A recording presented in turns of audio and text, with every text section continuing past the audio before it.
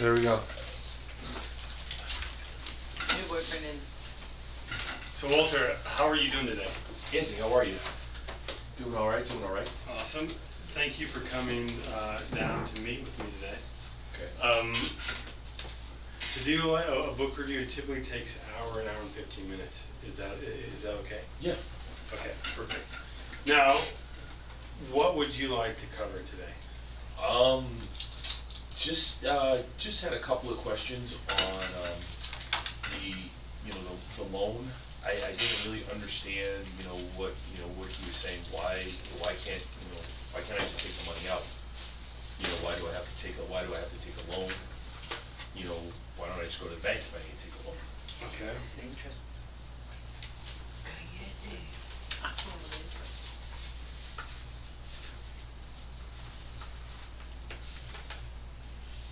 And also I was a little confused on if I'm making a certain percentage, why is and the loan rate's higher than the percentage I'm making?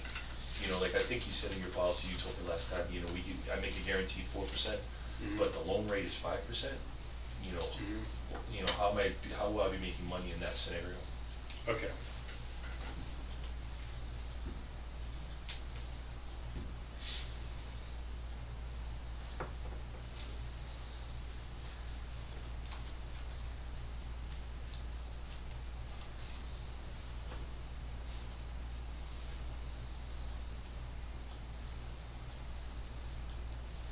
So how can I make money if I have money earning at 4%?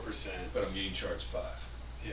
Because isn't that 1% difference in the insurance company's favor? Right. That is a very good question, and we will definitely go through that. I like to say that we have actually done the math, so let's do the math on that and see how it works. Okay, great. What else?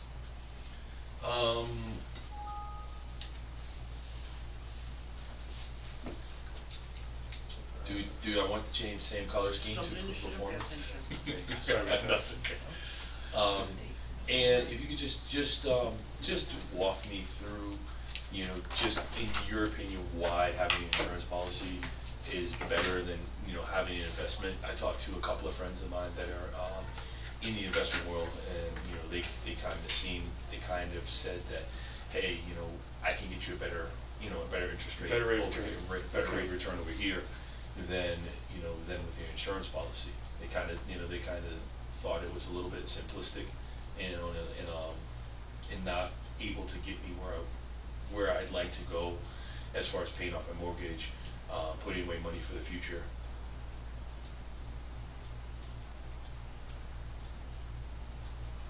Perfect.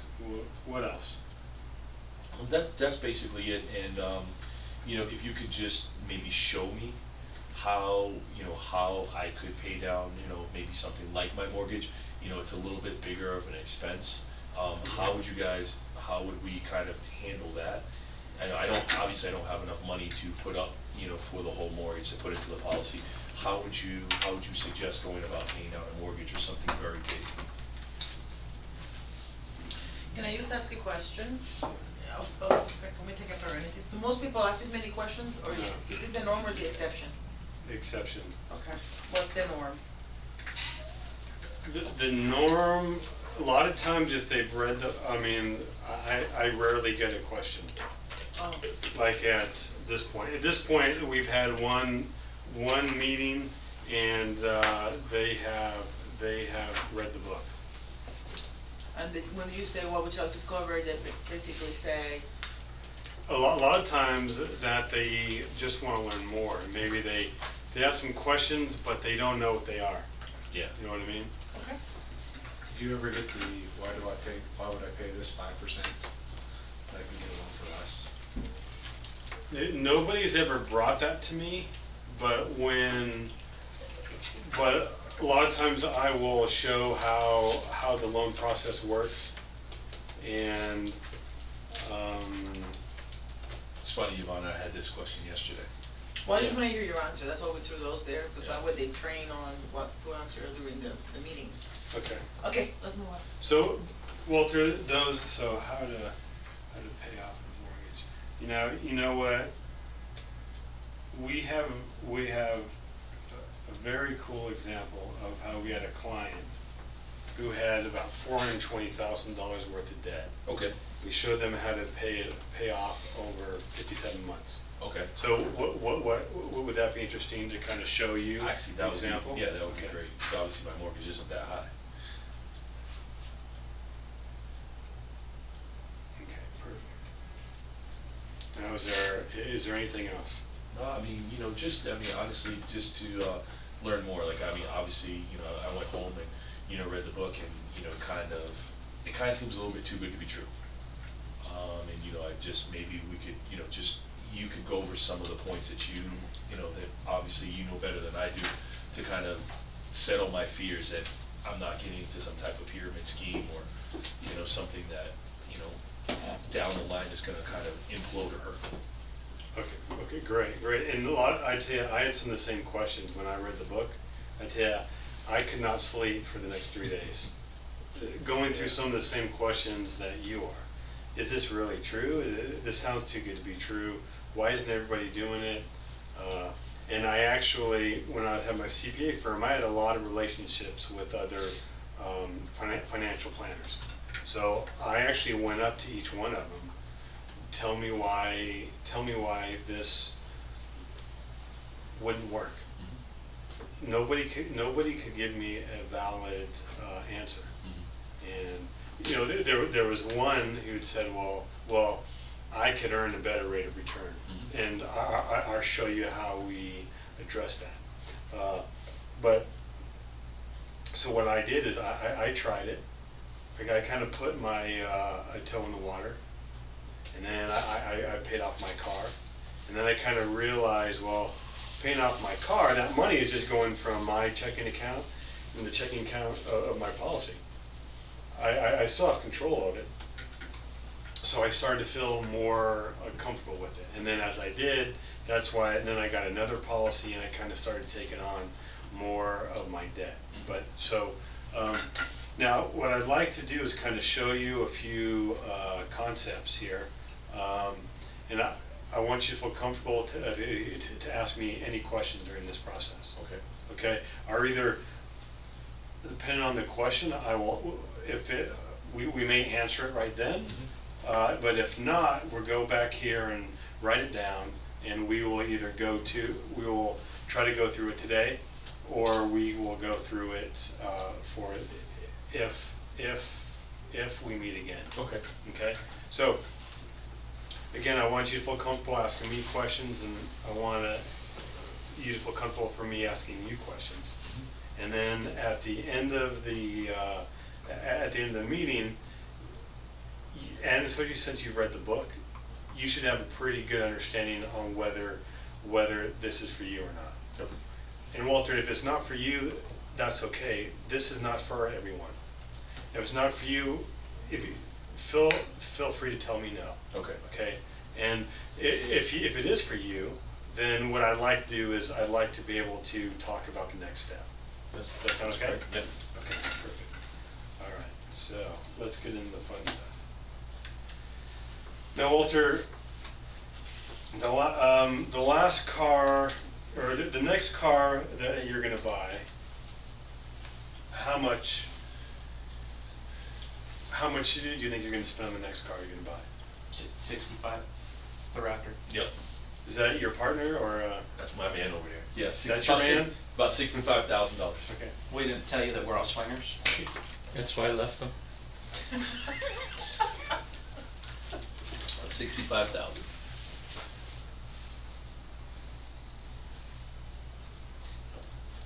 And he's buying two, by the way. He's buying one for his partner as well.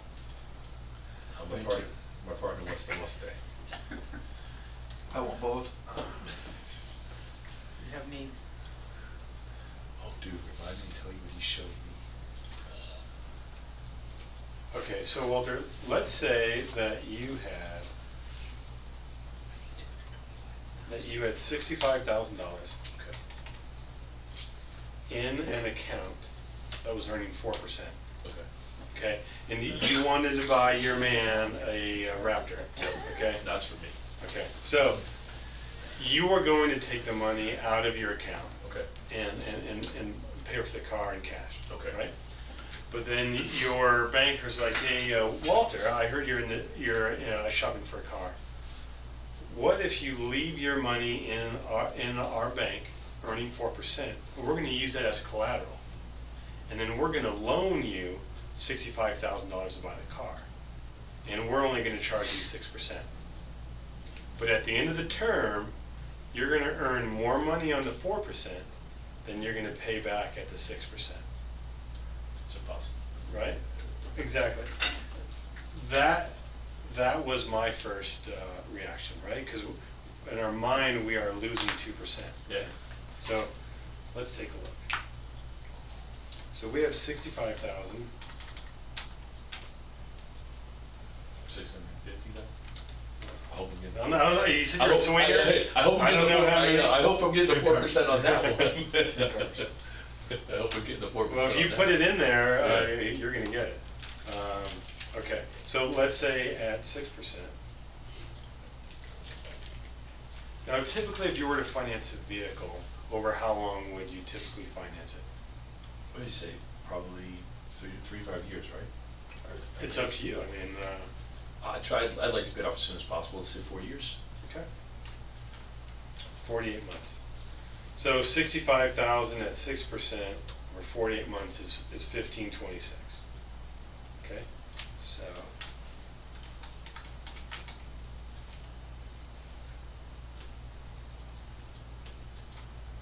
multiply that for 48 months, and you will have paid back 73,273. Okay. Right? So you would have paid back the difference between the 65 and 73 is interest. Yep. Right? Okay. So if you had that same 65 sitting in your account, only earning 4% for the same period of time, we'd have 76. How did that?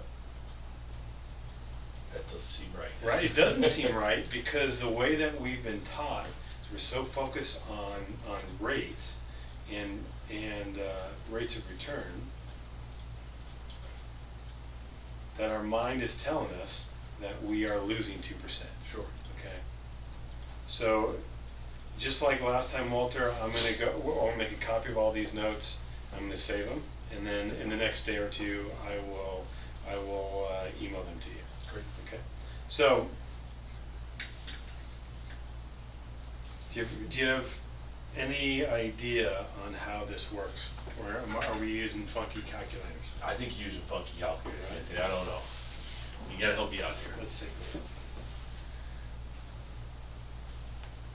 Here's how I think is a good way to understand it is, let's say that this is our loan balance. Okay, after a year of making payments, is our balance going to be higher or lower at the end of the year? Lower. Right? And then how about the year after that? Obviously lower. Right? Then it will eventually be paid off. Yep. Right? Now let's say that this is our money earning 4%. Now, a year after earning interest, is our balance going to be higher or lower? Higher. And how about the year after that? Obviously higher. And the year after that? Higher. So what it is 4% is on an increasing balance. And that 6% is on a decreasing balance. Okay. Right? Yeah, that makes sense. Right? But it's amazing. I mean, even I was a math nerd, and some can argue I still am, but I had no idea on how on how this works. Okay. Right? So if there's some simple things like this that we weren't taught and don't understand, do you think that there's some other things out there in the financial world that maybe what we thought to be true is not true? Definitely. Right? Okay. So let's say that this 65,000 earning 4% was inside your policy. Okay? And you borrowed $65,000 against your policy and pay back 6%, right? Wouldn't you make money every time you bought a car? Yeah. Now, are we changing your cash flow? Nope. You working any harder? Nope. You taking on any more risk? Doesn't seem to be. What do you think so far? So far, so good. Right. So, and this is where, you know, we've been taught that we're so focused on rates of return. And that was just like my ex-financial planner told me, and the guy who told you, well, I could earn a higher rate of return. And we're so focused on rates. You know, what's the interest rate on this credit card? What is the rate on this investment? What is the rate on my mortgage? But what we're not looking at is the volume. The volume of interest are the dollars, and the rate is the percent. Okay. Okay. We can't retire off of rates of return. What we can retire off is dollars. Yep. Which is volume, and that is how we teach people about banking. Let's focus on the dollars that we have, and not focus so much on the rates. The rates we are chasing. Now, this example is there's only a 2% swing, Yeah. right? So, what do you think if we made this a little more interesting? And what do you think if you were earning 10% and paying back at 20%? Do you think it would still work? I'm assuming yes, but I would like to see it. Okay, but your first reaction is no, No, right? no. But then you're thinking, Anthony, this is probably a trick question. Exactly. Right? Okay. And you are right on both. Well, you're right that it is a It's trick a question. question. Okay. So let's take a look. Let's say that your loan was 20%. So our payment's going to be higher.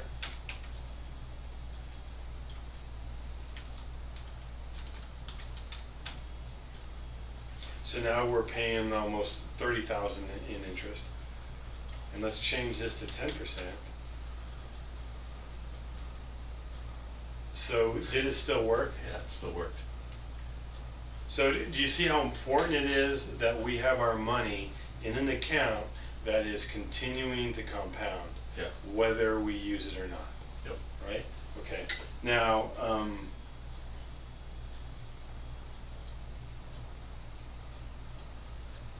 so what we just proved to you mathematically is that you can earn more dollars even if you're paying back at a higher rate, right? Okay, perfect. Now, did that answer your question about the Still going. rates of return? Yeah, actually it did.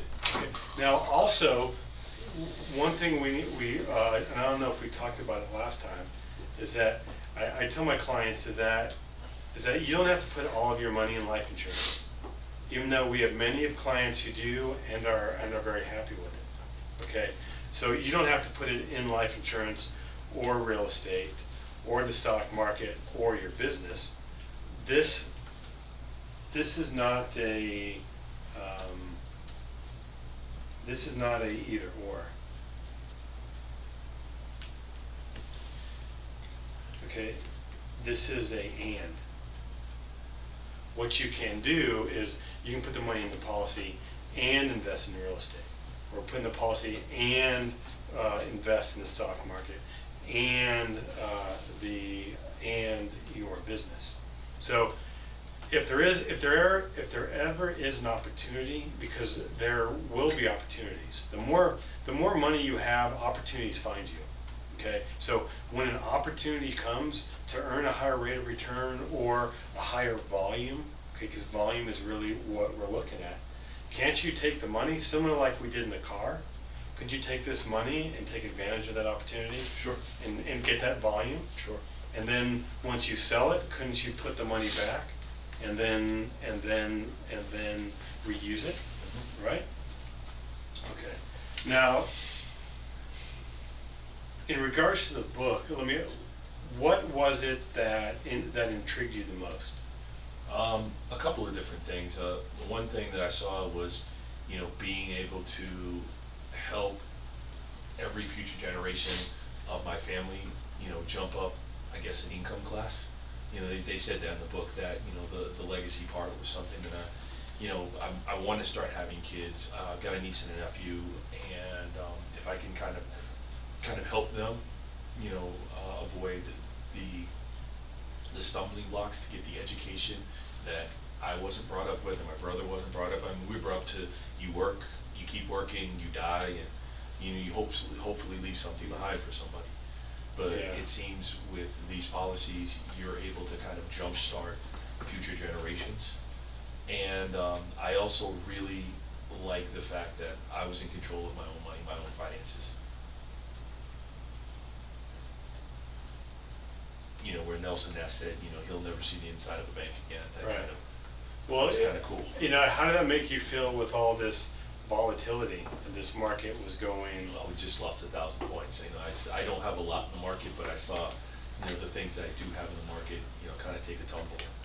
And it's funny because I've had that market account forever, and it seemed to be staying in the same place. It doesn't seem to have moved a lot. Just barely holding water, trying to draw water. Or a couple dollars here, a couple dollars there, but nothing.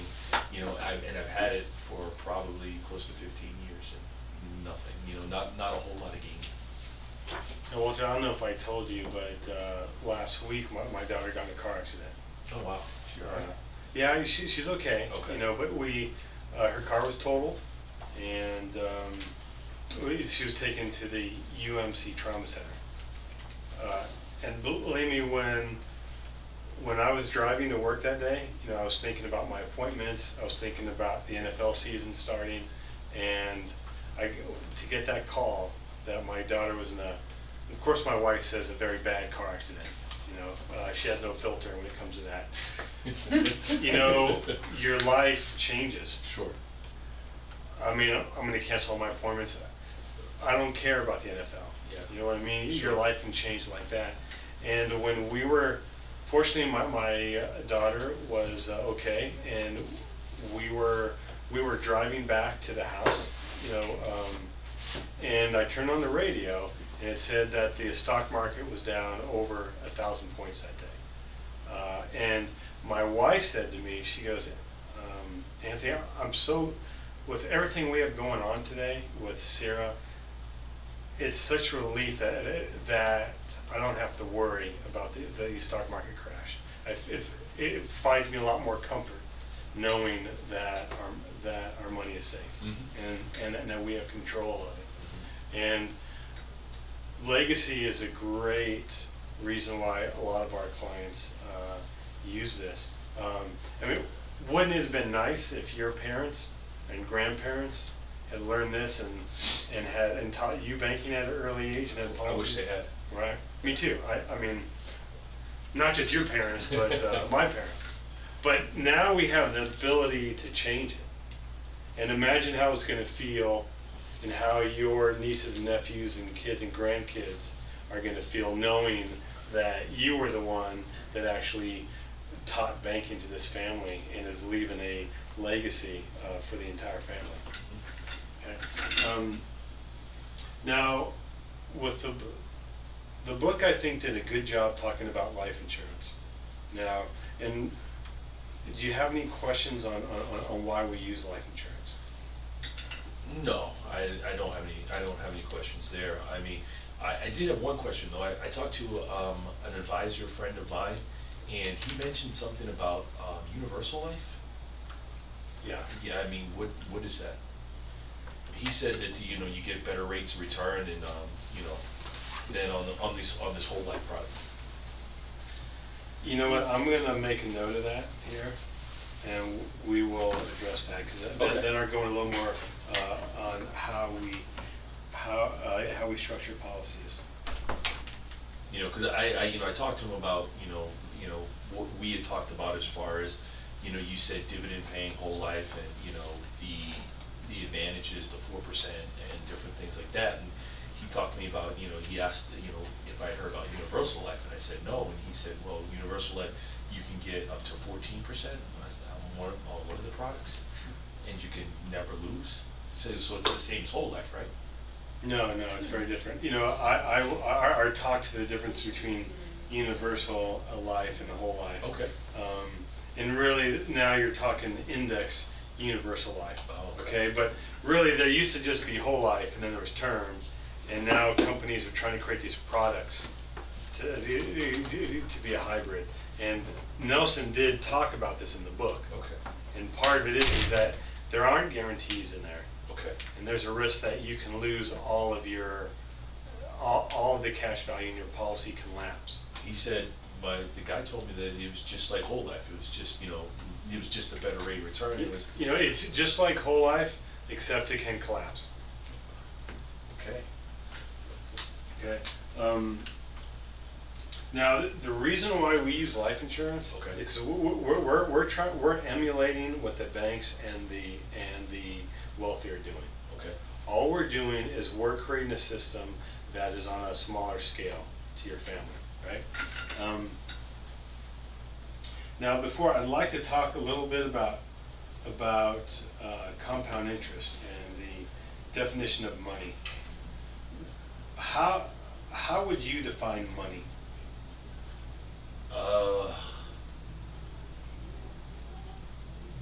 Something that we need. That's true. I'd say it's means to get what I want. Like a medium of exchange? Sure. Like? Yeah.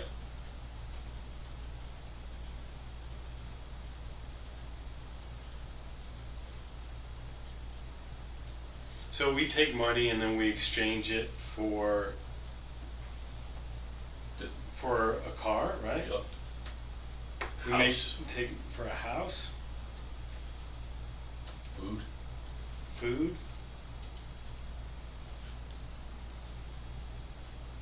So money is a car is money, house is money, right? So we just exchange money for things, we exchange things for money, Mhm. right?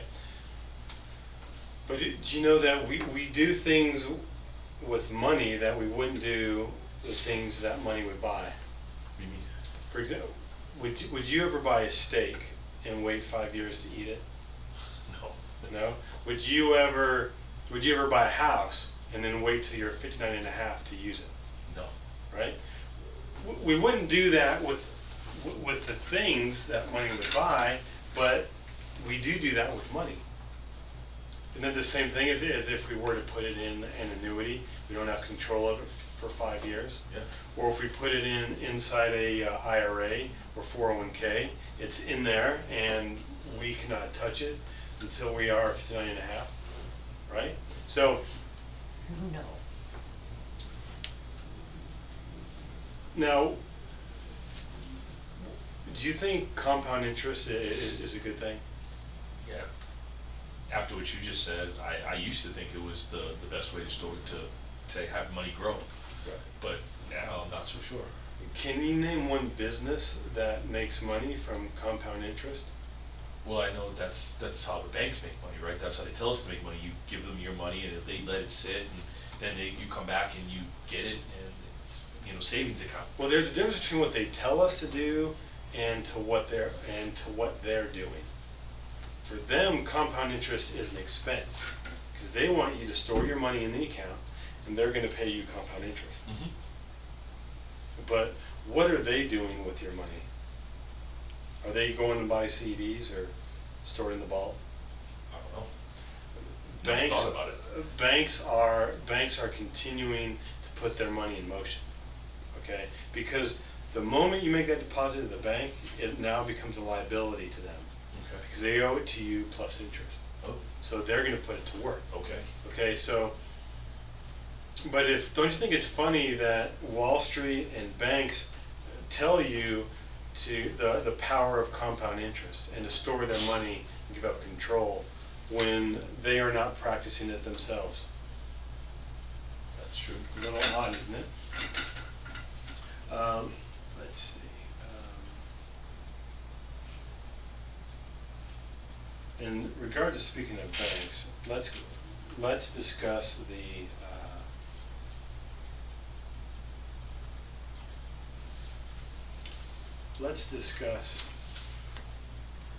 how banks work.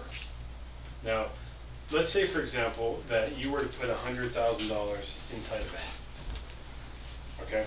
And in this example, we're going to say that they're going to pay you 4%. When I'm saying bank, I'm not saying specifically U.S. Bank. I'm just saying that the banking system in general. Okay? So, again, when you make that deposit in the bank, what is the bank going to do with that money? Lend it out. Right? Correct. So, let's say that they lend it out to somebody to buy a house. Okay? The person who sells the house, what's the first thing they're going to do with that check? Cash it. Right? They're going to put it in the bank. Okay. Right? They're going to give it to the seller. Seller's going to put it in the bank. And what's the bank going to do with it? Lend it out. Let's say they loan it out to somebody to buy a car. Okay? And then when you buy the car, who are they going to give the money to? Dealer. What's the dealer going to do with the money? Put it in the bank. And then what is the bank going to do with the money? Loan it out. Right? And let's say they do a house remodel. They give it to the contractor. Contractor puts it back in the bank. And then what's the bank going to do? Loan it out. Right? Let's say somebody using a debt consolidation loan. Okay, so then they're going to use that to pay off Visa, and then Visa is going to put it back in the bank, right? Now, how much risk is a bank involved in all of this? Well, it's your 100,000, right? Right, it's your $100,000. So how much has a bank put at risk here? Nothing. The only thing they did have to create their banking system. They had to capitalize the business and create the branch in the system. But after that, they're just taking the same $100,000 and using the velocity of money, right? Now, if we were to see how much more the bank made than you, let's go ahead and subtract between the 4 and the 7 is 3. The 4 and the 8 is 4. 4 and the 9 is 5. The 4 and the 12 is 8. If we were to add that all together, it's 20%. Yep. How much more did the bank make than you did? 20%. Well, they made 20, you made 4. Yeah. Oh, 16. Right? 16 is the most common answer. Yeah. That's what I said. But really, that's 500 times more than your 4%. Wow. So they made 5 times more than you did, or 500%. That's a lot. Are you interested to know a little bit more about banking? Yeah. Okay, perfect. How can I become a bank? That's what we're going to show you how to do. Okay. Now, I don't know if you remember this slide in Nelson's book about the annual pattern of spending. Yep. If you remember, he did a study on the average American after-tax spending. And they spend about 20% of their money on automobiles, which is insurance, purchasing, gas, repairs and maintenance, and about 30% on housing, about 40% on living, and then they are saving 10%, right? Now, do you know what the average savings rate is in the United States? Say about 7. 7, which is good. It's creeping up to a little bit higher. I mean, it's somewhere around 5%. Okay. It was actually negative there for a while. But if we take a closer look at this, and let's take a look about the amount of interest in each category. And there's about 5% of interest on the automobile, and about 25% interest on the house. Now, you said you had a mortgage, yeah, right? What's your interest rate? I think it's 4.5 right now. 4. Oh, great. That is a great rate. Now, of your monthly payment each month, is 4.5 going to interest? I have no idea. Do you know how much is going to interest? None. I just get my statement and just pay it. Okay. You should take a look at it and see how much is going to interest. And the first 7 years, 85% of your loan payment is going to interest. 85%. And typically, United States, what do most people do after they've been living in a house for 7 years? Move. They move, right? They move, or they refinance. Yep. okay, because they're chasing rates, okay, and again, the difference between the volume and the interest rate, your interest rate's 4.5, but if 85% of your payments go into interest, that is the volume, right? And every time we refinance, we just restart the clock. So we have first loans for 30 years, Yeah. then we wait 7 years, we get another 30-year loan, and then 7 more years we get another 30-year loan, and then we are continuing to pay 85% of our payments to interest. Now, in this example, there was about another 5% going to living, whether it's credit card, boat payments, leisure. But what I like to do is kind of take all this out, and then here's a problem, is that we have a total of 35% of our after-tax dollars is going to outside banks, and we are trying to save 10%. Can we ever get ahead doing those numbers? Nope. And in this example, we're giving them the benefit of doubt in saying that they're saving 10%. So if they're only really saving 5%, isn't the problem even twice as large? Yeah. Right? Now, have you met with a financial advisor before? No. Okay. Typically, what they're going to do is they're going to say, Walter, you need to move all your money over to us because we can earn you a higher rate of return, right? And they're going to be focused on the rate of return on the 10% that you're saving. But in order to get a higher rate of return, don't you have to take on more risk? Yeah. In today's economy and environment, how much more risk are you willing to take? Not with that 1,000-point drop. Just Yeah. not really. That's a prime example.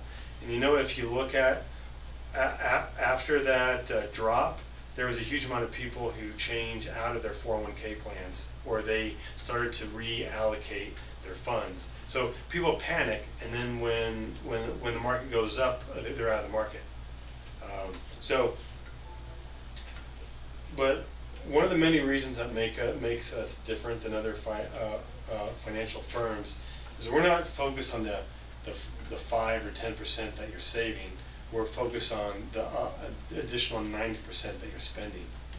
And one strategy that we use is what if you could create a system that instead of that interest on your cars and credit card going to an outside bank, what if those same payments were going to go back to your savings? That'd be good. If we were just to do that, didn't we just double the amount that you are saving? Yeah. Now, have you changed your cash flow? Nope. You working any harder? Nope. Are you taking on any more risk? Nope. Okay, perfect. Any questions about this, Walter? No, I see that really makes a lot of sense. Like I said, now I'm just interested in how do I to start a bank? That's expensive, right? Can you start a bank? You can start a bank. And Walter, let me see how much time we have. Okay. What I want to do is I want to show you that example of that individual who was in debt $420,000. I'd love to see that. Okay. And then I'll go address your question about is that expensive? Yeah. Okay. First bank of Walter. So next But one to it. I will go and give you into the story that it's not expensive. In fact, it's not going to cost you anything. Okay. But let me tell you a little bit about this guy. Okay. Okay. He was a chiropractor. He had $420,000 worth of debt. Okay. His monthly payment each month was almost $7,500. Okay. Okay. And what we did is we had them lay out all of their debt. Okay. And when we did this, the wife who did the book said, that cannot be right. We do not have that much debt. And we told her, well, we're using the information that you gave us. Are we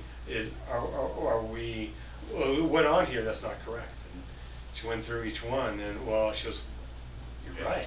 You know, she never realized how much debt she had because she only viewed it as a payment. A little payment here, little payment there, but nobody ever put it in one summary for her.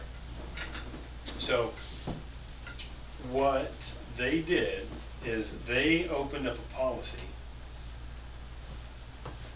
for $20,000.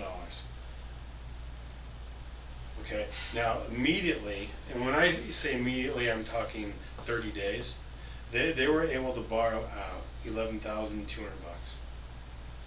Okay? So, oh, you know what I almost forgot? On the top here is a list of each one of their debts with the balance,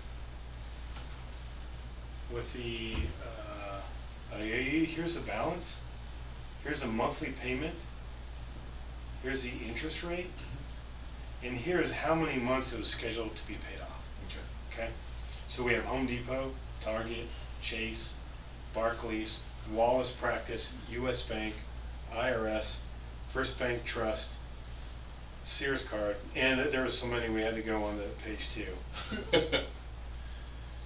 This Sears card is actually a carryover from the first page, but then we have another First Bank Trust, another JW Practice, then another First Bank Trust. I think these guys at First Bank Trust liked this guy. Loved him. Right, loved him, right? He also had a personal loan out to Ray. He had a second on his home, and he had a first. Okay?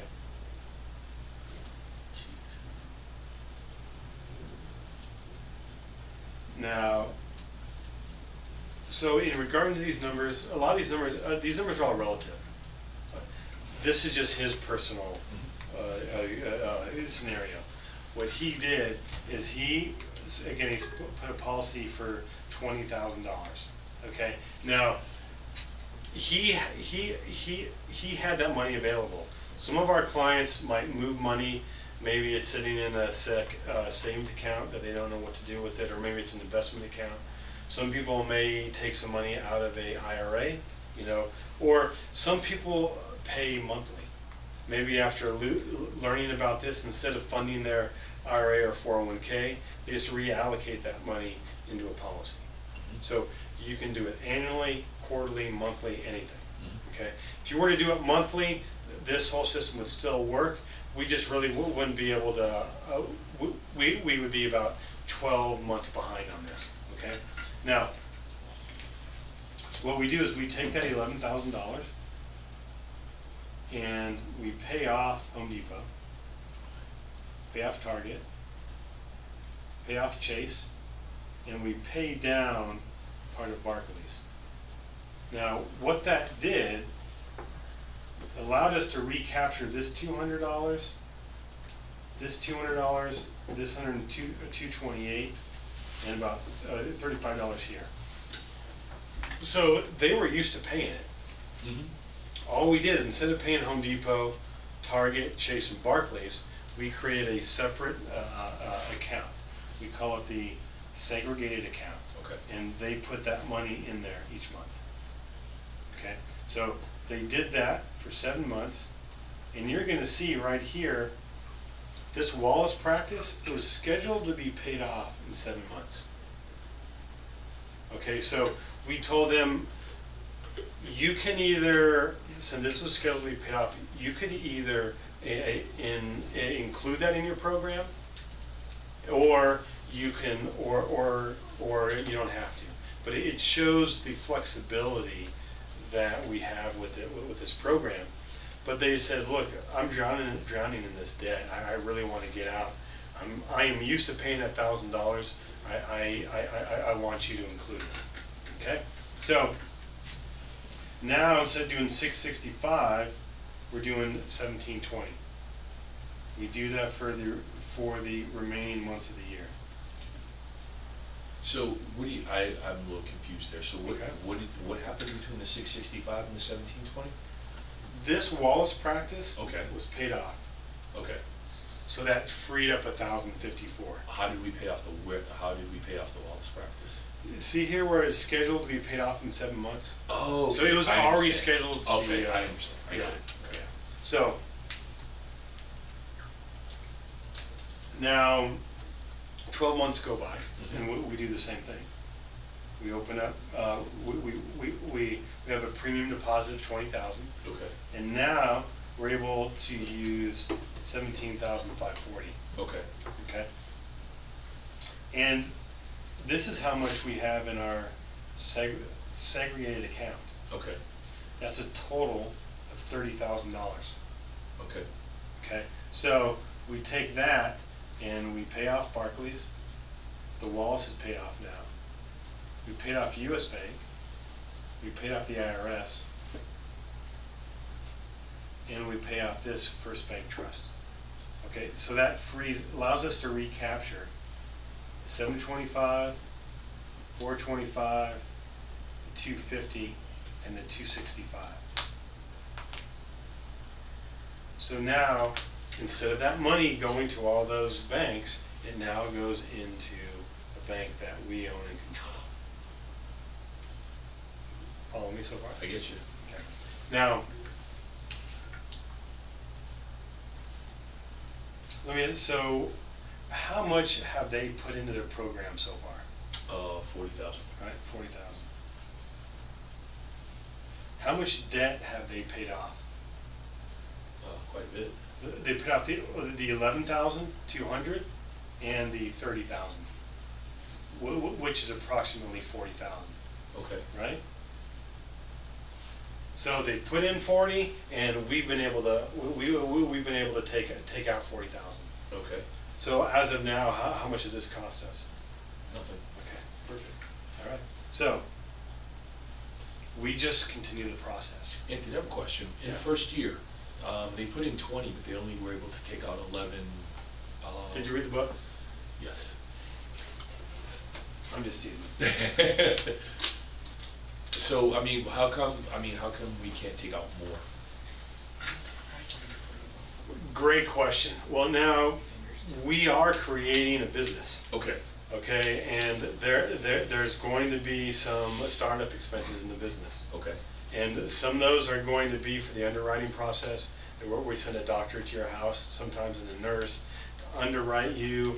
There are commissions to us. They're also on the hook for a large amount of death benefit. So okay, that's right. they also need to set some money aside I understand. for the death benefit. Okay. Okay. Now, but in the big picture, we put in 40, we've taken out 40. Right? So, Now, Anthony, do you tell people what you make off the policy? you know, Do you tell them how we get paid? sometimes I will. Okay. But I think that's if they ask, right? You have to, if they're Yeah, I not. think some people want to know where's I- the commission come from.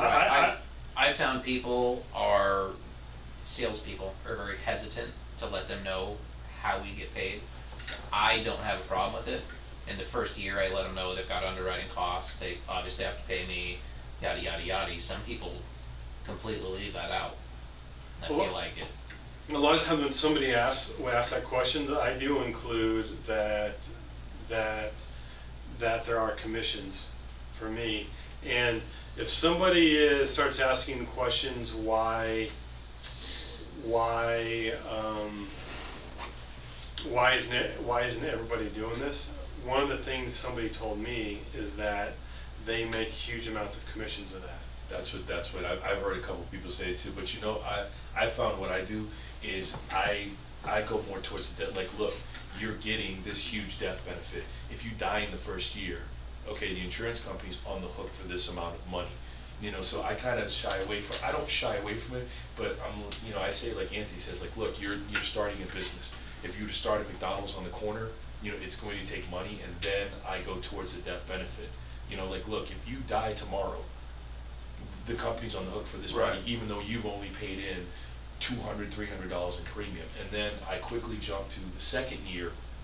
Every single one of our policies in the second year, if you look at the non-guaranteed side, literally all the premium plus the dividend is more than the actual premium. So I'm like, look, in the first year, you just have to get past the first year. If you can get to the second year, everything after that, you're whatever you put in, Sure. is what you can get out. And that's, like I said, that's what I do. I'm comfortable saying that, but I've seen other people that are very hesitant to give out that information. I mean, I will, you know. I'm wondering how that is from a customer's perspective, which they prefer. I guess it would depend on the person. I think it's gonna depend on where they are on the disc profile. It's kind of where I think and how detailed they are. I think the big picture people, I don't think are. And then walking down to year 10. Like, look, I mean, if you look at it, you know, the second year, everything that you're putting in is basically going to cash value. By year 5, if you do the numbers, Right. you're ahead. By year 10, you're a lot ahead. And then Joe has a good answer for that too. He uses that, you've heard him do the 7-Eleven, right? If I told you to go buy a 7-Eleven franchise, right? yeah. And you're gonna make X amount of dollars, or it's profitable, whatever, how many 7-Eleven franchise would you wanna purchase? A lot. Like you did the bank one yesterday. How many would you purchase? A lot. a lot. Yeah. So, I think it's just a matter of Joe tries to equate your banking system and starting a business. This Yeah, is a business I think of that's the banking. best way to do it, because I mean, when Any you did, business that you're gonna begin is gonna have some kind of initial setup. The bottom line though is any other business would incur some risk. yeah. This one, the only risk is yourself, whether you're not going to be a true banker, you know, steal the piece, whatever. But you know, I also tell people too, if you walk them down to year 10, you know, obviously there's usually a good distinction by then. And I But see, I say, still have a problem with that because and I don't know about you, but I don't like selling using illustrations. I typically don't use an illustration. So Maybe you on the- rely too much on the illustration. but the thing is that Okay, but so whether you think it's right or wrong, look at results. Yeah. Bottom line is that if you were an MDRT producer, I said your process is working. But that's not the case. Therefore, listen to what I'm saying to you. You're using the illustrations too much. See, and I think that depends on the client. I usually don't use an illustration, but there's some people that seeing numbers. In a rare occasion, but I makes- think he uses them every time because I think you rely. Do you use an illustration every time? But when you do use it, I think that you put too much through. And illustrations, whatever it is, God only knows, that may never even happen because perhaps that person's not gonna fund that policy all those years. An illustration means zero. Zero.